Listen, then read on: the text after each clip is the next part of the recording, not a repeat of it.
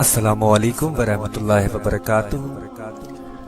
اعوذ باللہ من الشیطان الرجیم، بسم اللہ الرحمن الرحیم۔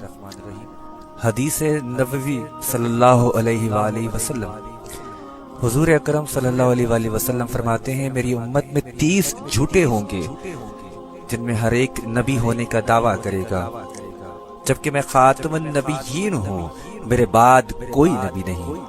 روایت ابو داؤد نمبر 4252۔ آج کی اس ریکارڈنگ کا مقصد محترم جناب زویب سہروردی صاحب جو کہ لاہور سے وابستہ ہیں، انہوں نے مجھے ایک چیز بھیجی جس میں ذکر تھا کہ قادیانیوں کا قرآن آ گیا ہے، خدا را پلے سٹور پہ جا کے اسے رپورٹ کیجئے۔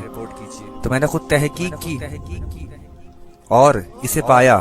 آپ سب پلے سٹور پہ جا کر لکھ سکتے ہیں دا ہولی قرآن عربک/انگلش، تو چوتھے نمبر پر جس کی ریٹنگ ابھی 4.3 ہے اور بہت تیزی سے یہ قرآن پھیل رہا ہے، اسے شائع کیا گیا ہے۔ اس کا ترجمہ تبدیل ہے، جیسے کہ ہم سب قرآن پڑھتے ہیں جس میں اللہ کے نبی کا آخری ہونے کا ذکر بارہا جگہ آیا ہے، آپ سب جانتے ہیں۔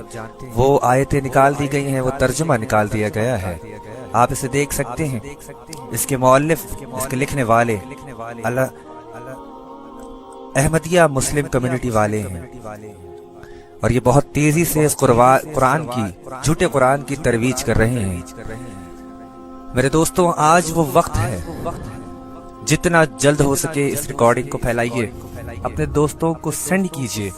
اللہ اس کے رسول کے واسطے، میں آپ کو اللہ اس کے رسول کا واسطہ دیتا ہوں، اس چیز کو روکیے۔ کم سے کم آپ اتنا تو کر سکتے ہیں، ایک دفعہ جا کر اسے رپورٹ کر سکتے ہیں، یہاں پر کمنٹ کر سکتے ہیں کہ مسلمانوں یہ ہمارا قرآن نہیں۔